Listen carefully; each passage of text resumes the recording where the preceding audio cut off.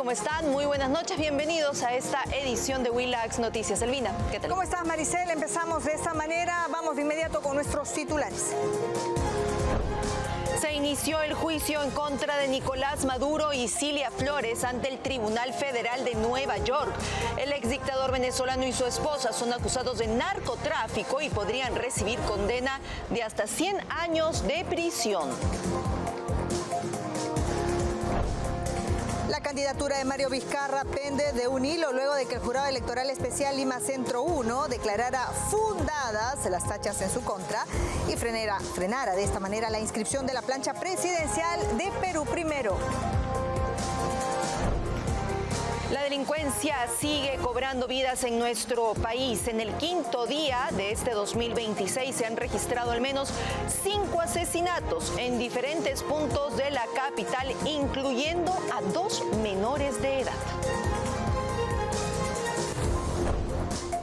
Universitario de Deportes empezó su pretemporada en Campo Mar con miras a su participación en la Liga 1 y la Copa Libertadores. Así inicia la era de Javier Rabanal como técnico del cuadro crema.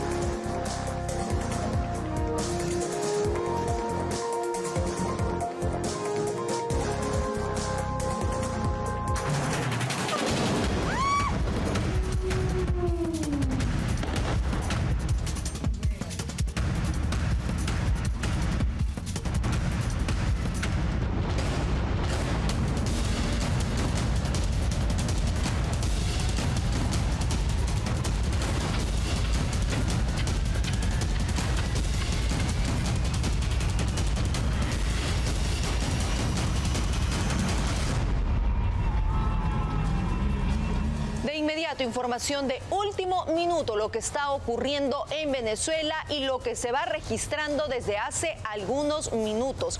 Detonaciones y disparos alrededor del Palacio de Miraflores en Caracas. Albina, crece la tensión en Venezuela.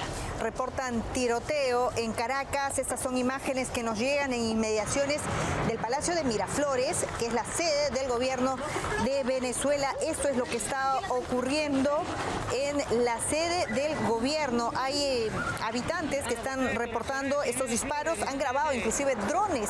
Miren ustedes, estas luces serían drones sobrevolando la zona.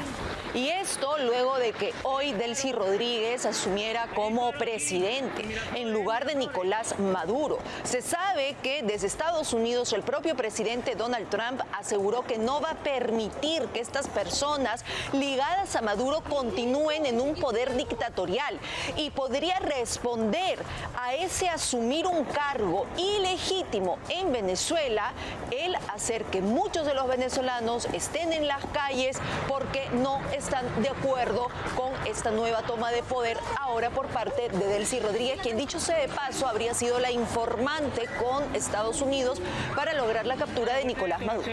Esos son los drones. Vamos a escuchar lo que ha sido captado por algunos residentes en esta nueva ola de disparos en la cercanía del Palacio de Miraflores. Esta es información que viene ocurriendo, lo último. Miraflores, activo.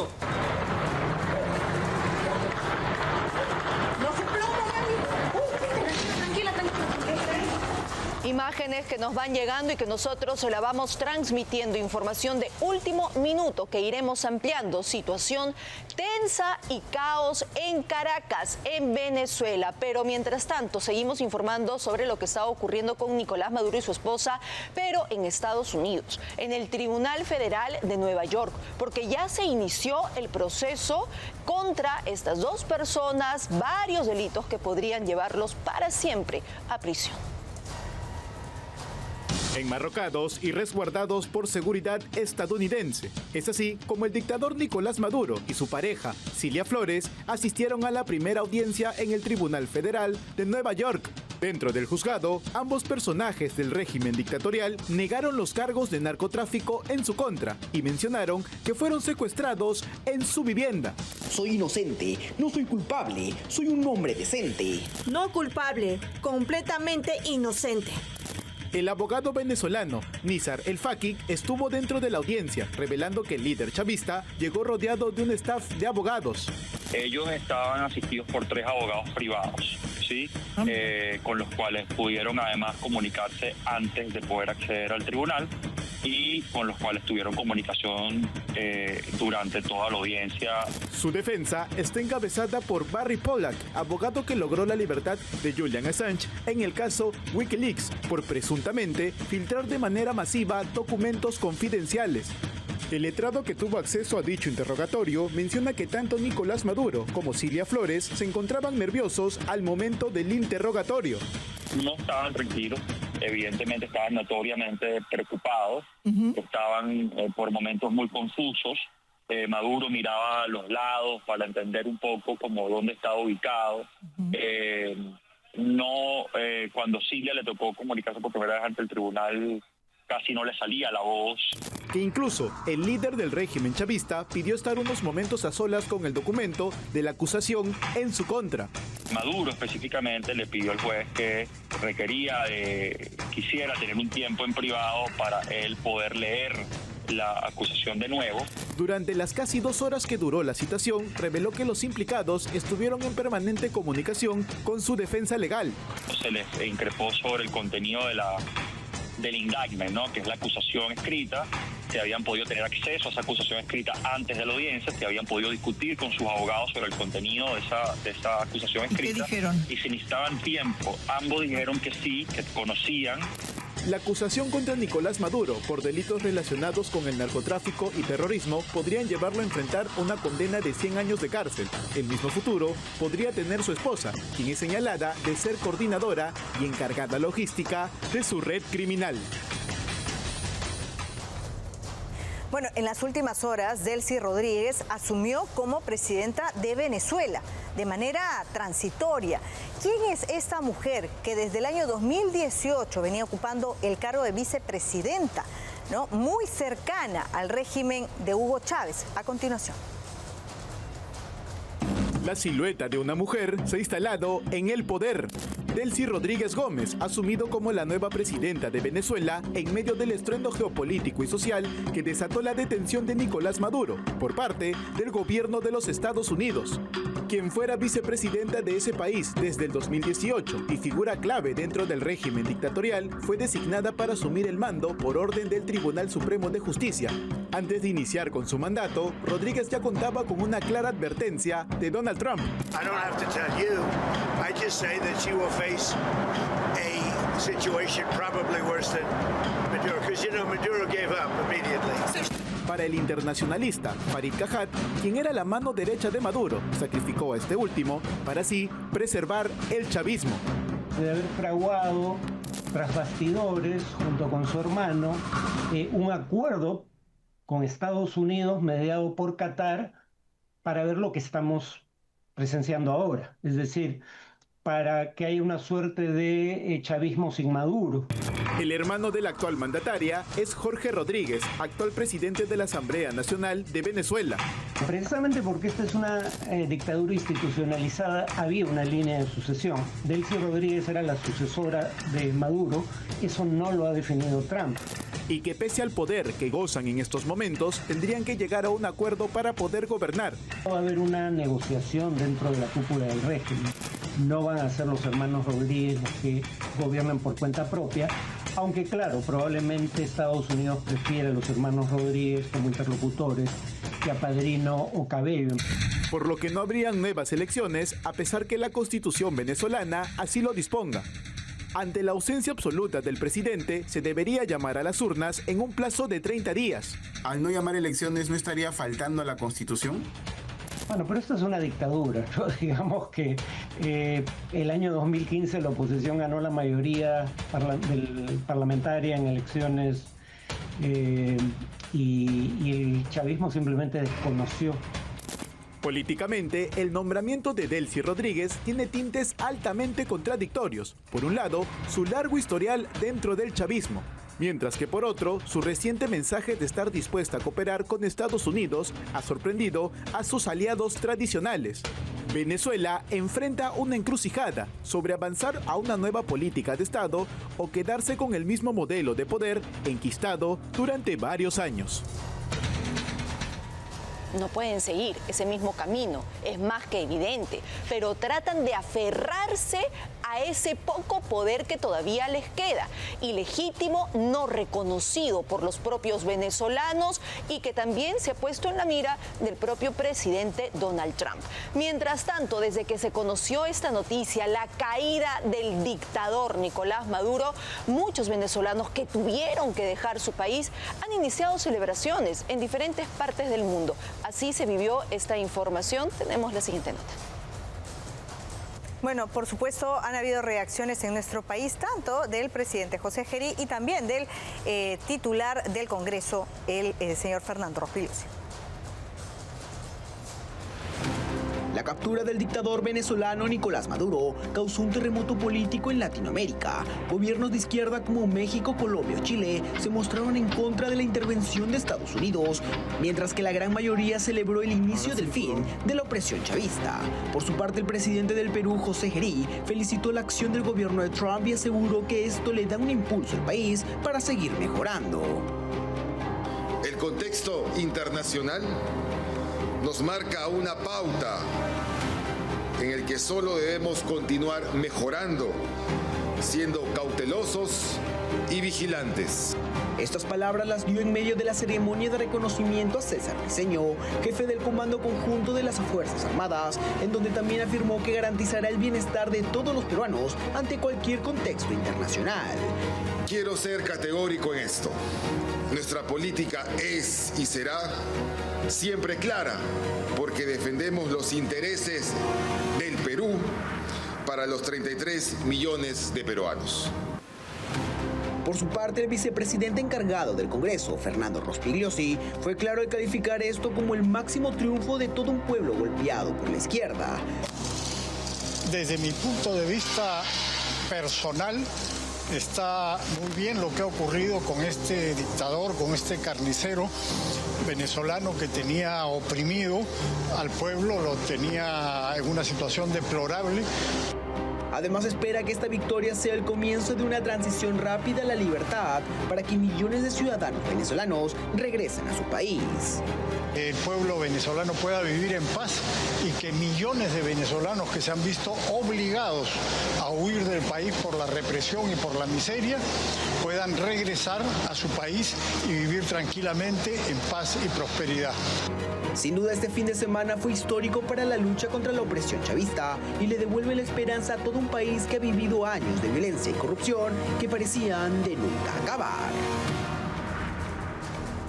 En uno de sus primeros pronunciamientos, el presidente José Gerí señaló que iba a dar todo el apoyo posible para que los venezolanos puedan regresar a su país. Pero la preocupación está en qué momento podrá darse realmente ese escenario. ¿Cuándo van a poder volver a una Venezuela absolutamente libre y con democracia de por medio? ¿Qué va a pasar con los peruanos que ya radican en el Perú?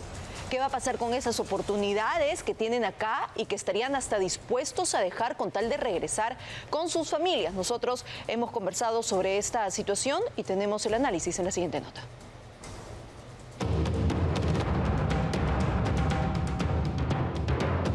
Tú en este 26, ¿te quedas aquí?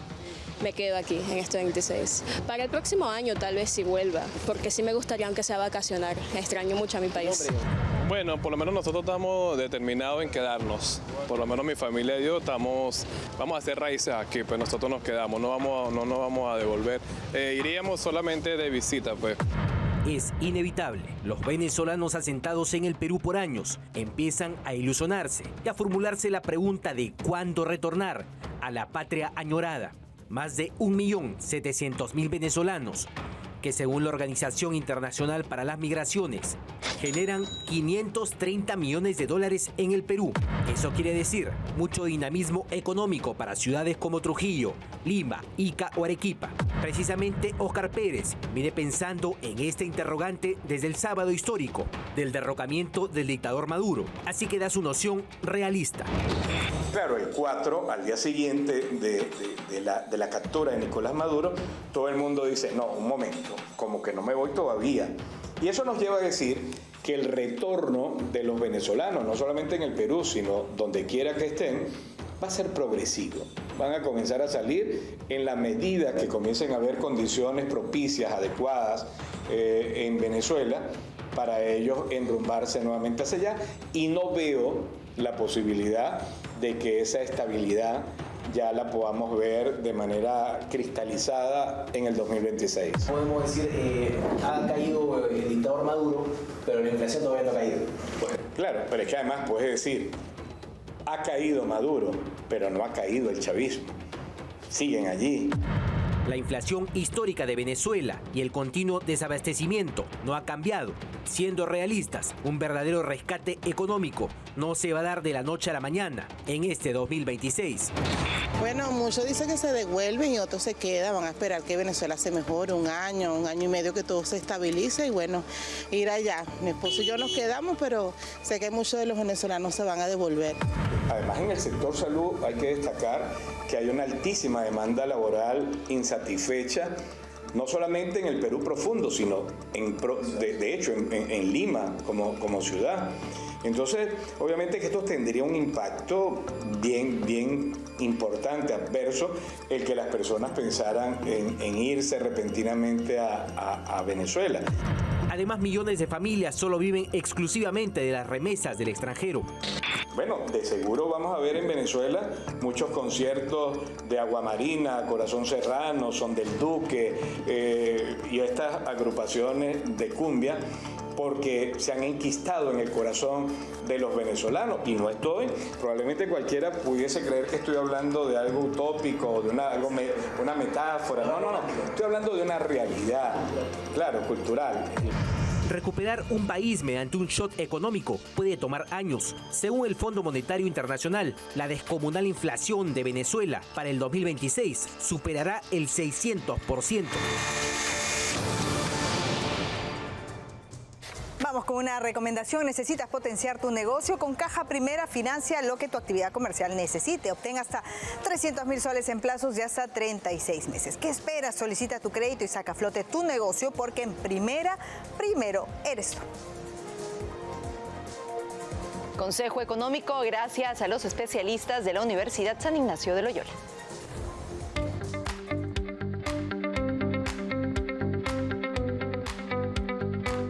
¿Qué tal? ¿Cómo están? Bienvenidos a un nuevo Consejo Económico. El día de hoy nos acompaña el magíster Rafael del Río. Él es director general del San Ignacio de Recalde School. Rafael, bienvenido. Muchas gracias, Augusto. ¿Qué ventajas tiene que los colegios con intereses comunes trabajen en conjunto?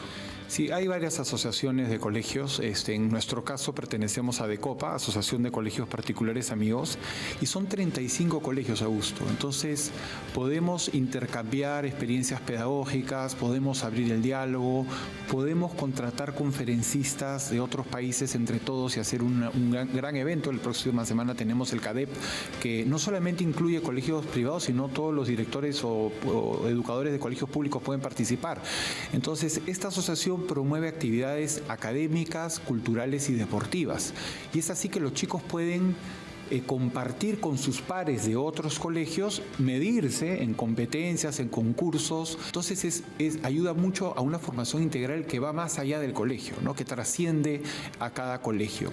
Claro, y es importante que estas entidades estatales precisamente tengan la información, ¿no?, clara de las experiencias positivas en el sector privado.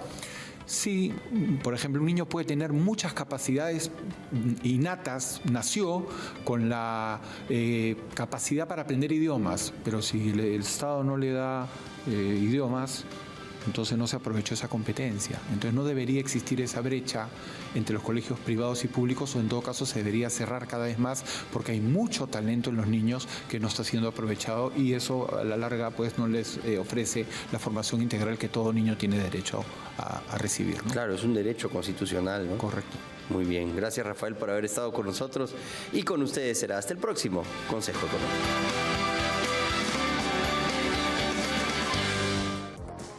Otra gran recomendación, viva la experiencia danza, descubra sabores que despiertan sus sentidos, música envolvente en vivo y un show de primera para mostrarle lo más fascinante del Perú. Déjese sorprender por una noche única en el país. Adquiera ya sus entradas a través de Joinas Danza, danzas y sabores del Perú. Vamos a hacer una brevísima pausa comercial, no se muevan porque cuando regresemos traeremos todo lo que viene sucediendo en Caracas a esta hora de la noche y también, ¿no?, los hijos de la dictadura. ¿Quiénes son? Los vamos a conocer tras la pausa. Además, la sesión extraordinaria desde la ONU para pronunciarse sobre la situación de Venezuela. ¿Qué está ocurriendo a esta hora con información en desarrollo? Caos en medio de detonaciones, incluso en Caracas. Todo eso se lo comentamos al volver.